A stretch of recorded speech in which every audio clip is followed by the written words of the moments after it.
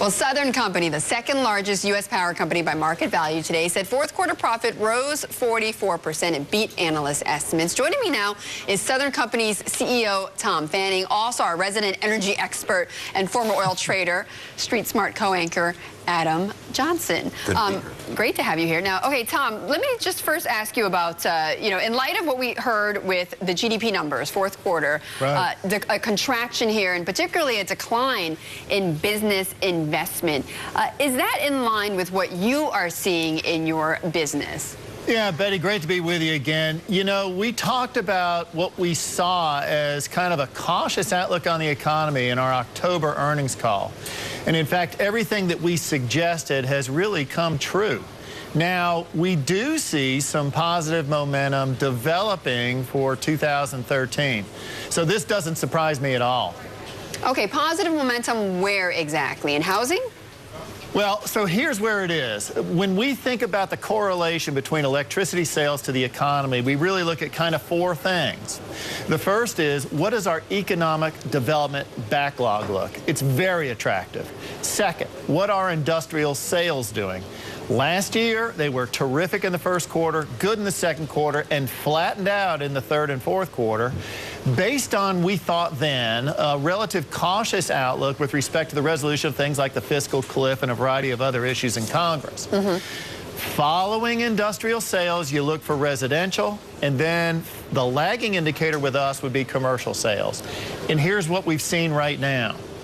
Industrial sales are kind of flattish in the second half of 2012, and we believe, because of continued caution, they will remain flat a little bit in the first half of 2013, but we expect them to start coming back. Our economic development backlog is suggesting that will happen.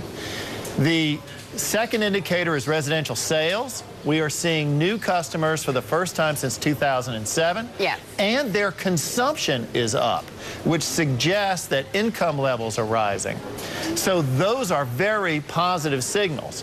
They're very positive signals, Tom. It's Adam here. But the thing is, retail sales were down 2.3% because of weather. Industrial, as you point out, flat at just up 0.2%. So when you talk about an acceleration into 2013, where's that really going to come from, and can you put a number on it? Yeah, sure.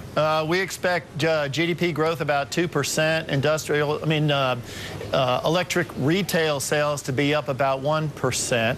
We expect for the first 6 months to be relatively flattish with some momentum gaining in the second half. Here's why I believe that. We, for the first time since 2007, have seen new residential customers and new consumption, even net of energy efficiency. We have had an increase in large industrial customers, those employing over 1,000 workers or more. 5 of them have been announced in the last year, 10 in the last 2 years, and we're starting to see those effects take place. So we reasonably believe that we'll see an increase in industrial employment in the second half of 2013. Okay, well, we'll certainly be looking out for that in the numbers, Tom. Let me ask you a bit about regulation. You know, we always talk about that every quarter, and what you're seeing with your interactions with the regulators in Washington. I know you're retiring your coal plants, you're shifting more of the power to natural gas. Are you concerned, though, that we're going to have a much more activist environmental protection agency under another 4 years of President Obama? So, Betty, thanks for that question, actually. You know, we particularly have been reasonably active in Washington representing the interests of our customers. And let me just give you a quick data point. 48% of the families we serve in the Southeast make less than $40,000 a year. Every decision with respect to energy policy results in a kitchen table economic decision that those folks must make. And so, therefore, we represent their interests in preserving clean, safe, reliable, affordable electricity that serves their economic interests.